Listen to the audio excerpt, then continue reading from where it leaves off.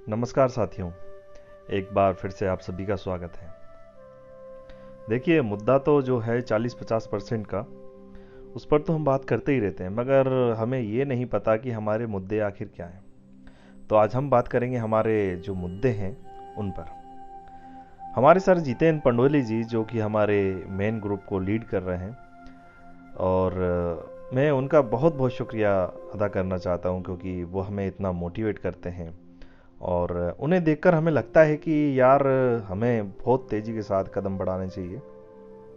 और हकीकत में देखा जाए तो मैं उनको देखकर बहुत मतलब अंदर से मोटिवेशन मिलता है मेरे कि नहीं यार, कि हमें भी इस मुद्दे को लेकर आगे बढ़ना चाहिए और अपने कदम आगे बढ़ाना चाहिए। तो इसी के साथ हम आपसे भी उम्मीद करेंगे कि आप भी अपने कदम बहुत तेज़ी के साथ बढ़ाएं। तो चलिए हम जान लेते हैं अपने जो मुद्दे हैं। कुछ कुछ मेन मेन मुद्दों पे बात किए, तो बाकी अगली वीडियो में हम और जो मुद्दे होंगे उन पर भी बात करेंगे। चलिए, तो सबसे पहला जो मुद्दा है हमारा, उस पर हम बात करते हैं।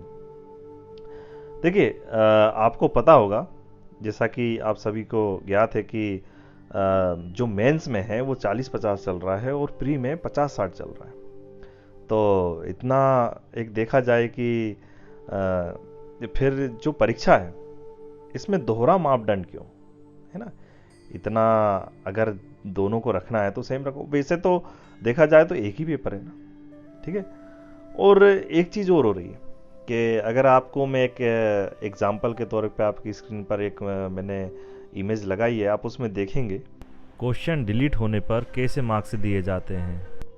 चलिए, जो नेक्स्ट है, अब मुझे खैर ये चीज़ तो आपको भी समझ में आएगी कि एक स्टूडेंट को जो है ना डिलीट क्वेश्चन है, उनके डिफरेंट डिफरेंट नंबर पता नहीं क्यों दिए जाते हैं।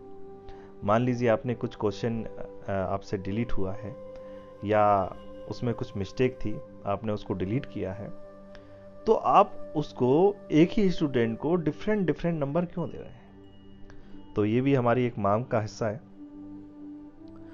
अब हम नेक्स्ट मुद्दे की बात करते हैं। क्या मध्य प्रदेश में एक कोई अच्छी एजेंसी एग्जाम सेट नहीं कर सकती? इतने क्वेश्चन डिलीट क्यों होते हैं?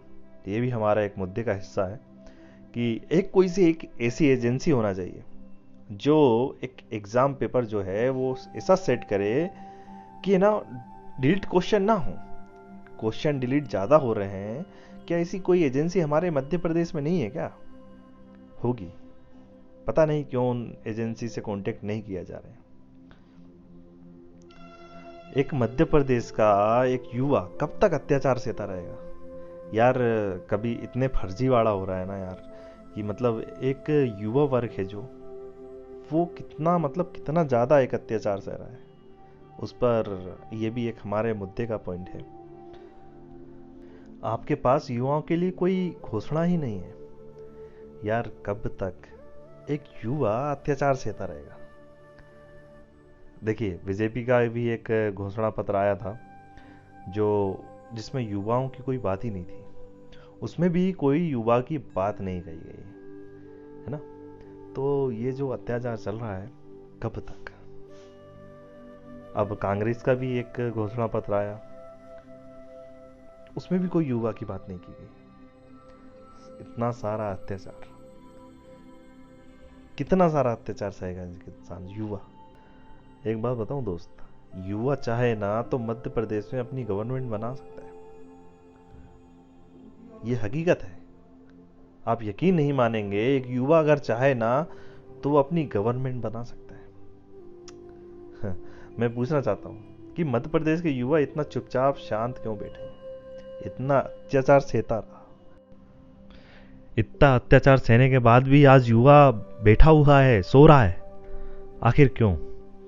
हमारे सर जितेंद्र पंडोली जी, हमारे जो गृह मंत्री हैं, उनसे भी उन्होंने मुलाकात की, नरोत्तम मिश्रा जी से, और हमारे माननीय शिवराज सिंह चौहान से भी उनकी मुलाकात हुई।